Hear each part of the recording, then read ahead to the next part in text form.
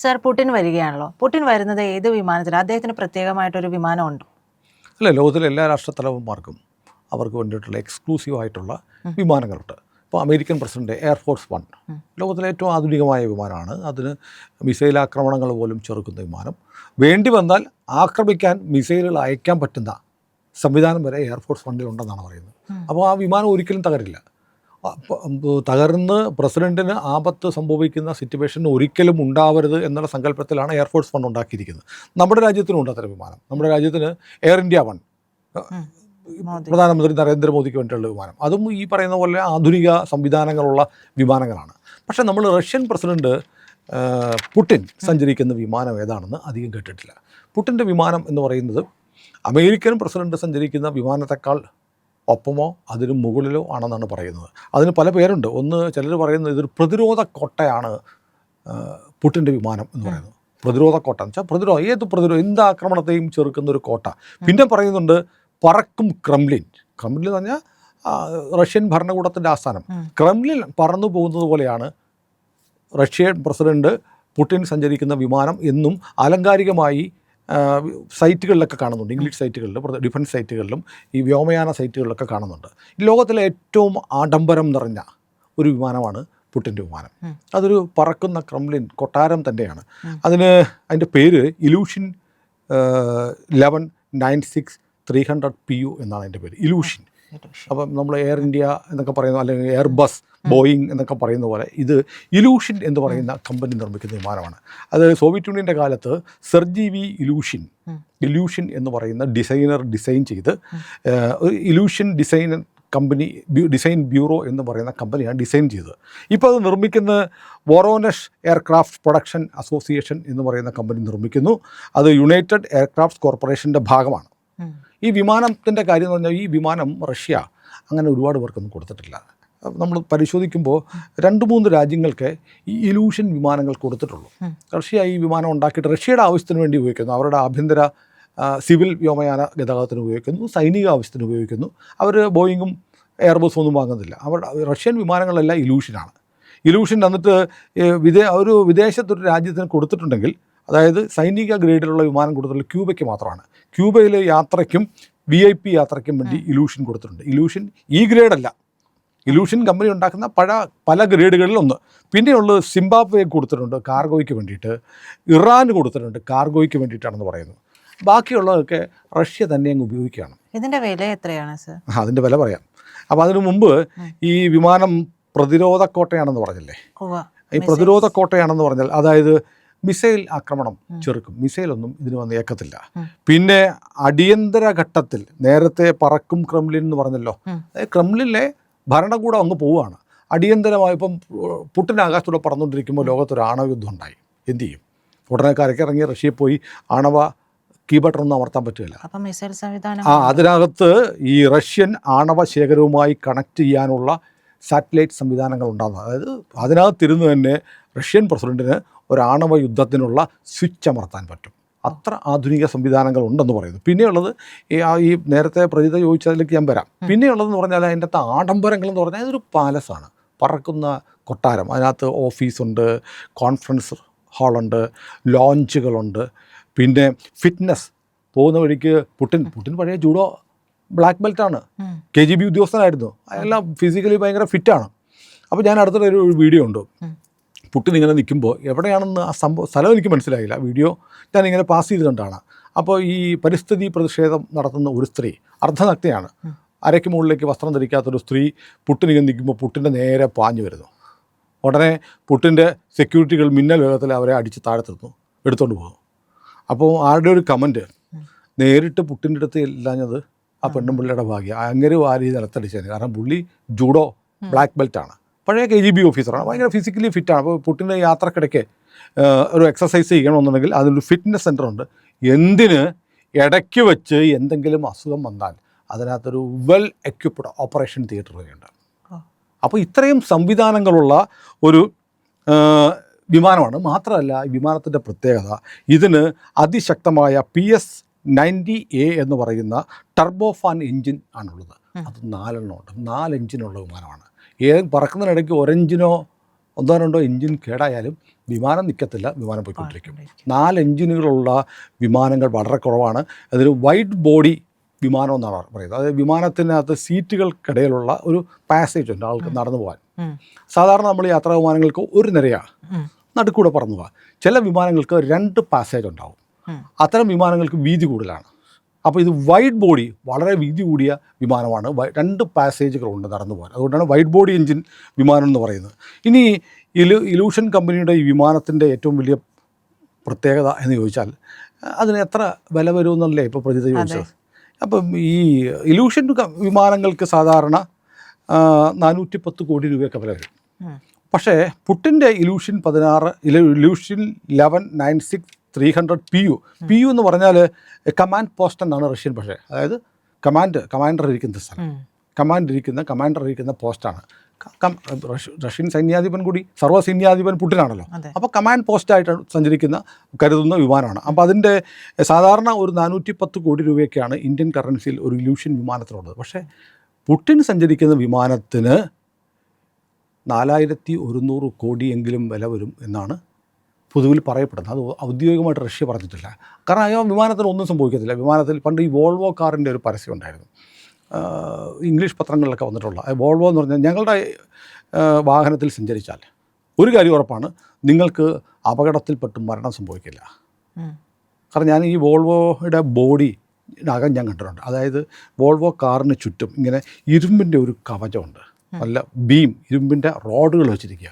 എത്ര വല്ല ഇടിയുണ്ടായാലും അതിൽ തട്ടി നിൽക്കും, അകത്തിരിക്കുന്നവർക്ക് ഒന്നും പറ്റില്ല. ഈ വോൾവോ ഓഷ്യൻ റേസ് എന്നും പറഞ്ഞ് ഏതാനും വർഷങ്ങൾക്ക് മുമ്പ് കൊച്ചിയിൽ പായ്ക്കപ്പലുകൾ വന്നപ്പോൾ വോൾവോ കാറുകളുടെ ഒരു എക്സിബിഷൻ ഉണ്ടായിരുന്നു. അന്ന് കണ്ടതാണ് ഇതിന് ചുറ്റും ഇങ്ങനെ ഒരു ചതുരത്തിൽ ഇരുമ്പ് പൈപ്പ് പോലെയുള്ള സാധനം ഇട്ടിരിക്കുക. അതുകൊണ്ട് ഇടിയേക്കത്തില്ല. അത് വോൾവോയാണ് ഏറ്റവും സുരക്ഷിതമായ വാഹനമെന്ന് പറയപ്പെടുന്നു. അപ്പോൾ അഭിപ്രായ വ്യത്യാസമുള്ളവരുണ്ടായത്, നമ്മൾ ഓട്ടോമൊബൈൽ എക്സ്പെർട്ടൊന്നുമല്ല. അപ്പോൾ എന്ന് പറയുന്ന പോലെ 410 കോടി രൂപ വില പറയുന്ന എലൂഷൻ വിമാനത്തെ 4100 കോടി രൂപ വിലയുള്ള വിമാനമാക്കി മാറ്റിയിട്ടുണ്ട്. ഇത്തരം 4 വിമാനങ്ങളെങ്കിലും പുട്ടിന് സഞ്ചരിക്കാൻ വേണ്ടിയിട്ടുണ്ടെന്നാണ് പറയുന്നത്. 4 ഒരെണ്ണം എപ്പോഴും കൂടെ ഉണ്ടാവും, സ്റ്റാൻഡ് ബൈ. ഈ വിമാനത്തിൽ എന്തെങ്കിലും പറ്റിയാൽ സഞ്ചരിക്കാൻ അടുത്തൊരു വിമാനം കൂടെ ഉണ്ടാവും. പിന്നെ 2 എപ്പോഴും മോസ്കോയിൽ അല്ലെങ്കിൽ ക്രെംലിനിൽ സുരക്ഷിതമായി പ്രസിഡന്റിൻ്റെ ആവശ്യത്തിന് വേണ്ടി സൂക്ഷിച്ചിട്ടുണ്ട്. ഇനിയിപ്പോൾ ഏറ്റവും പ്രധാനപ്പെട്ട ചോദ്യം ചോദിച്ചാൽ ഇതിനകത്ത് മിസൈൽ ഉണ്ടോ? അതിൻ്റെ ഉത്തരം ഞാൻ ഒരുപാട് സെർച്ച് ചെയ്തു.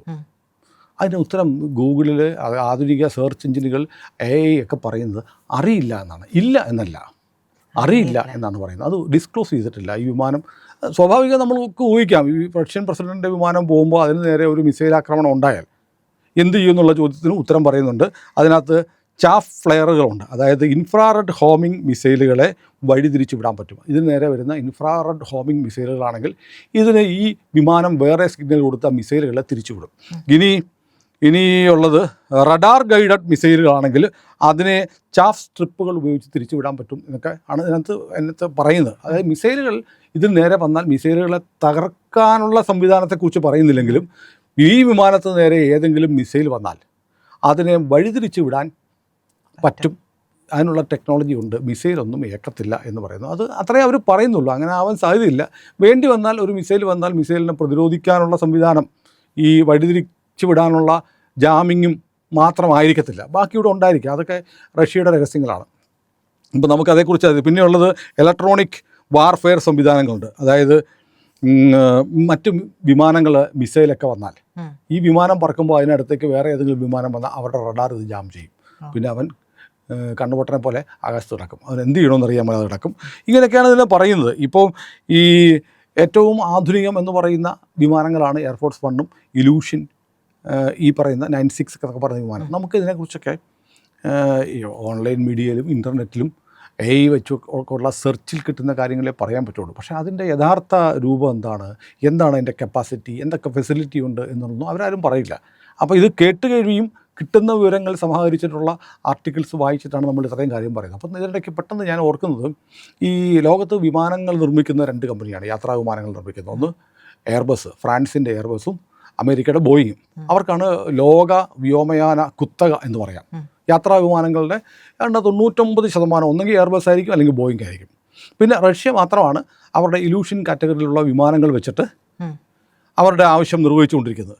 അപ്പോൾ ഇപ്പോൾ ഈ സമീപകാലത്തൊരു വാർത്ത ഉണ്ടായിരുന്നു, റഷ്യ ഇന്ത്യയുമായിട്ടൊരു ധാരണ എത്തിയിരിക്കുന്നു, ഇന്ത്യയും റഷ്യയും ചേർന്നിട്ട് പാസഞ്ചർ വിമാനങ്ങൾ ഉണ്ടാക്കാം എന്നുള്ള ഒരു ധാരണ ഉണ്ടായിട്ടുണ്ട്. അതിനകത്ത് റീജിയണൽ ട്രാൻസ്പോർട്ട് എയർക്രാഫ്റ്റ് RTA എന്ന് പറയും, ഇന്ത്യൻ റീജിയണൽ ജെറ്റ് IRJ എന്ന കാറ്റഗറിയിലുള്ള വിമാനങ്ങൾ ഇന്ത്യയും റഷ്യയും ചേർന്ന് ഇന്ത്യയിൽ നിർമ്മിച്ചിട്ട് ലോക ആയുധ വിപണിയിൽ ഇന്ത്യ ഒരു പ്ലെയറാണ്.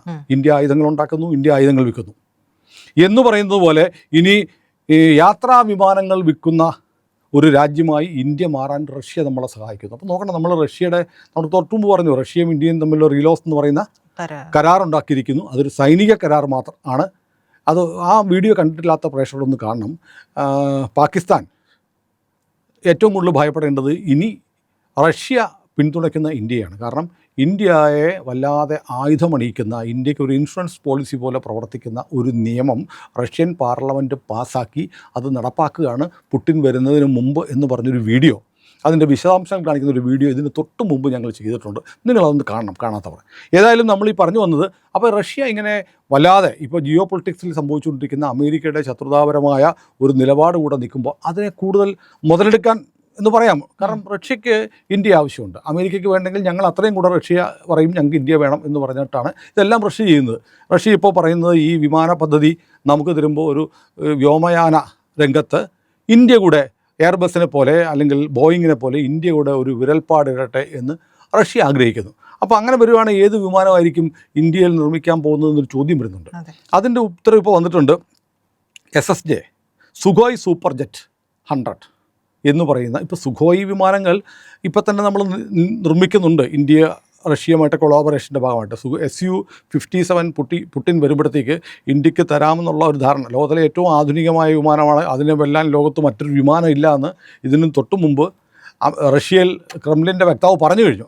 അത് ഞങ്ങൾ ഇന്ത്യക്ക് കൊടുക്കാൻ തയ്യാറാണ്. അതൊരു 10-60 എണ്ണമെങ്കിലും മിനിമം നമുക്കിപ്പോൾ കിട്ടുമെന്നാണ് പറയപ്പെടുന്നത്. അതൊക്കെ ആധികാരികമല്ല, ഇതൊക്കെ കേട്ടുകേൾവി പറഞ്ഞു കേൾക്കുന്ന ഡിഫൻസ് സൈറ്റുകളിലൊക്കെ ഇൻ്റർനാഷണൽ സൈറ്റുകളിലൊക്കെ പറയുന്ന വിവരങ്ങളാണ്. റഷ്യൻ ഉപപ്രധാനമന്ത്രി വന്നിട്ടുണ്ട്. അപ്പോൾ അദ്ദേഹം ഈ കാര്യം പറയുകയും ചെയ്തിട്ടുണ്ട്. സുഖോയ് Su-57 കാര്യം പറഞ്ഞിട്ടുണ്ട്.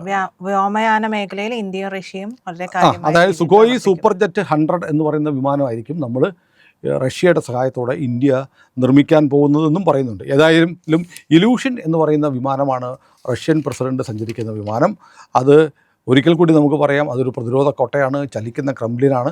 അത് ലോകത്തിലെ ഏറ്റവും മികച്ച നിരപായം ആളുകളെ എത്തിക്കാൻ, ഒരു തരത്തിലുള്ള ആക്രമണ ഭീഷണിയെയും നേരിടാൻ ഏത് തരത്തിലുള്ള ആക്രമണ ഭീഷണിയെയും നേരിടാൻ തയ്യാറുള്ള, കരുത്തുള്ള, ശേഷിയുള്ള ഒരു വിമാനമാണെന്നാണ് പൊതുവിൽ പറയപ്പെടുന്നത്. ഏതായാലും ഇലൂഷൻ ഇന്ത്യയിൽ വന്നിറങ്ങാൻ പോവുകയാണ്. ഏതാനും മണിക്കൂറുകൾക്കുള്ളിൽ ഇലൂഷനും പുടിനും ഇന്ത്യൻ മണ്ണിൽ കാലുകുത്തും. പ്രിയപ്പെട്ട പ്രേക്ഷകരെ, നിങ്ങൾക്ക് ഈ വീഡിയോ ഇഷ്ടപ്പെട്ടു എന്ന് കരുതുന്നു. ഇന്ത്യ ലൈവ് പ്രവർത്തനം ആരംഭിച്ചിട്ട് 1 മാസം പൂർത്തിയാവുകയാണ്. 1 മാസത്തിനുള്ളിൽ നിങ്ങളുടെ ഭാഗത്തുനിന്ന് വലിയ പിന്തുണയാണ് ഇന്ത്യ ലൈവിന് കിട്ടിയിട്ടുള്ളത്.